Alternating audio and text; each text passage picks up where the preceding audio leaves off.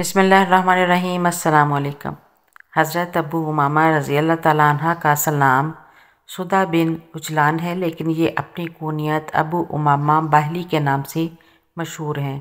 یہ جب دار اسلام میں داخل ہوئے تو رسول صلی اللہ علیہ وآلہ وسلم نے انہیں حکم فرمایا کہ جاؤ اپنی قوم کو اسلام کی تبلیغ کرو۔ چنانچہ حکم نبوی کی تعمیل میں اپنے قبیلے پہنچے۔ آپ نے اپنے قبیلے کے لوگوں کو اسلام کی دعوت دی، بجائے اس کے کہ آپ کی دعوت پر لبیک کہتے اور اسلام قبول کرتے۔ انہوں نے حضرت ابو امامہ رضی اللہ تعالیٰ عنہ کے ساتھ بہت برا سلوک کیا۔ کھانا تو دور کی بات، پانی کا قطرہ بھی پینے کو نہیں دیا۔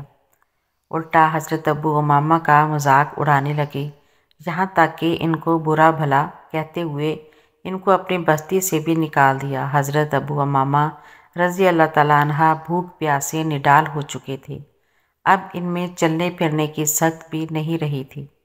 قبیلے والوں نے قبیلے میں داخل ہونے پر پابندی لگا دی تھی۔ وہ لاچار ہو کر کھلے میدان میں ہی سو گئے۔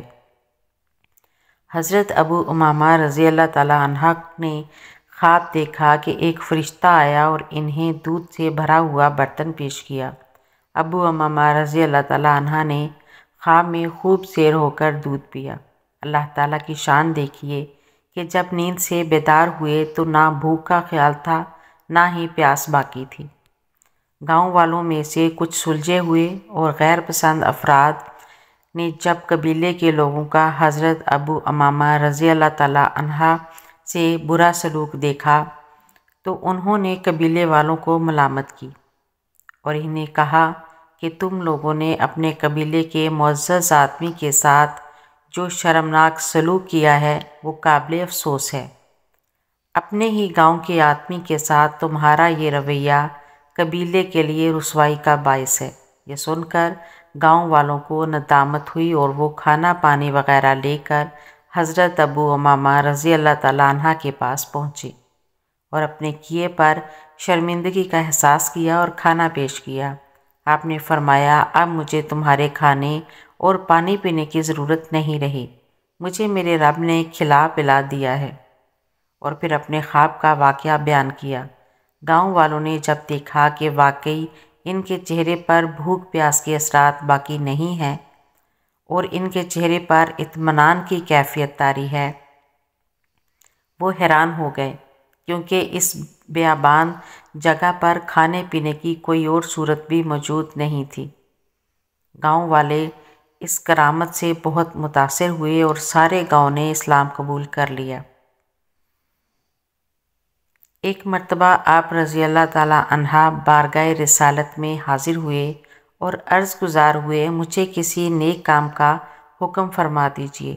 ارشاد فرمایا، روزے کو لازم پکڑ لو، اس کی مثل کوئی عمل نہیں۔ اس کے بعد سے آپ اور آپ کی اہلیہ، کنیز اور غلام سبھی روزے رکھا کرتے تھے، یہاں تک کہ دن کے وقت آپ رضی اللہ تعالیٰ عنہ نے گھر میں کھانا پکتا یا دھواں نکلتا تو لوگ سمجھ جاتے کہ آپ رضی اللہ تعالیٰ عنہ کے گھر میں کوئی نہ کوئی مہمان ضرور ٹھہرا ہے کہ جس کے لیے کھانا پک رہا ہے۔ آپ رضی اللہ تعالیٰ عنہ فرماتے ہیں کہ رب جلیل کے فضل و کرم سے میرا اس پر عمل رہا، لہٰذا ایک بار پھر بارگاہ رسالت میں عرض گزار ہوا، یا رسول اللہ صلی اللہ علیہ وآلہ وسلم، آپ نے روزہ رکھنے کا حکم ارشاد فرمایا تھا، اب اللہ پاک نے میرے لیے اس میں برکت رکھ دی ہے، لہٰذا مجھے دوسرے عمل کے بارے میں بھی حکم فرما دیجیے۔ ارشاد فرمایا، تم اللہ کے لیے ایک سجدہ کرو گے تو وہ تمہارا ایک درجہ بلند کرے گا اور ایک خطا مٹا دے گا۔ ایک مرتبہ آپ کے پاس صرف 3 دینار تھے۔ دروازے پر سائل آیا تو آپ نے اسے 1 دینار دے دیا، پھر دوسرا سائل آیا تو اسے بھی 1 دینار دے دیا، پھر تیسرا سائل آیا تو اسے آخری دینار بھی دے دیا۔ یہ دیکھ کر خادمہ نے عرض کی، آپ نے ہمارے لیے تو کچھ بھی نہیں چھوڑا۔ اس کے بعد آپ رضی اللہ تعالیٰ عنہ سو گئے۔ ظہر کے وقت خادمہ نے آپ کو جگایا تو آپ رضی اللہ عنہ وضو کر کے مسجد کی طرف چل پڑے۔ خادمہ کہتی ہیں، مجھے آپ پر بڑا ترس آیا کہ آپ روزہ دار ہیں اور گھر میں کچھ بھی نہیں ہے، اس لیے میں نے کسی سے قرض لیا اور رات کے لیے کھانا تیار کر لیا۔ پھر وقت مناسب پر آپ رضی اللہ تعالیٰ عنہا کے لیے چراغ روشن کر دیا۔ پھر بستر ٹھیک کرنے کے لیے آئی تو وہاں 300 دینار پڑے ہوئے تھے۔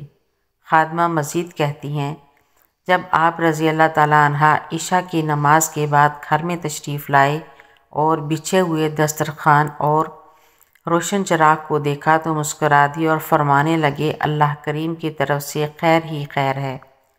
میں ان کے لیے کھانا کھانے تک وہیں کھڑی رہی۔ پھر میں نے عرض کی، اللہ پاک آپ پر رحم فرمائے، آپ بے پرواہی میں ان دیناروں کو چھوڑ کر چلے گئے اور مجھے بتایا بھی نہیں کہ میں ان کو اٹھا لیتی۔ آپ رضی اللہ عنہ نے حیران ہو کر پوچھا، کیسے دینار؟ میں تو گھر میں کچھ بھی چھوڑ کر نہیں گیا۔ یہ سن کر میں نے آپ رضی اللہ عنہ کا بستر اٹھا دیا۔ آپ رضی اللہ تعالیٰ عنہ ان دیناروں کو دیکھ کر بہت خوش ہوئے اور اس پر بڑے حیران بھی ہوئے۔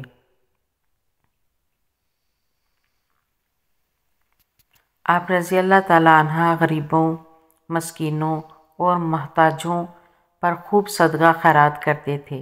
ان کے لیے درہم، دینار اور کھانے پینے کی چیزیں جمع کر کے رکھتے، یہاں تک کہ صدقہ کے لیے جب کوئی چیز نہ ملتی تو پیاز، کھجور یا اسی کے مثل کم قیمت کی کوئی چیز سائل کے ہاتھ پر رکھ دیتے اور اسے خالی ہاتھ جانے نہ دیتے تھے۔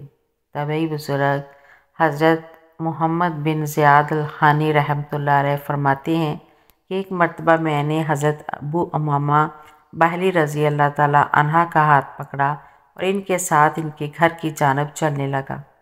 راستے میں جو بھی مسلمان بچہ یا بڑا قریب سے گزرتا، حضرت ابو امامہ باہلی رضی اللہ تعالیٰ عنہ اسے سلام ضرور کرتے۔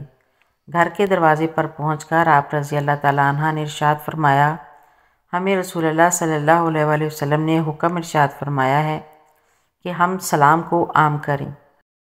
حضرت ابو امامہ رضی اللہ تعالیٰ عنہ نے 86 ہجری میں 91 برس کی طویل عمر پا کر شام کے شہر حمص کے ایک گاؤں دنو میں وصال فرمایا۔ آپ رضی اللہ تعالیٰ عنہ ملک شام میں وصال فرمانے والے آخری صحابی رسول ہیں۔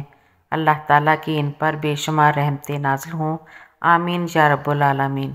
میری ایسی مزید ویڈیو دیکھنے کے لیے میرے چینل کو سبسکرائب کریں، ویڈیو کو لائک اور شیئر کریں۔ اللہ حافظ۔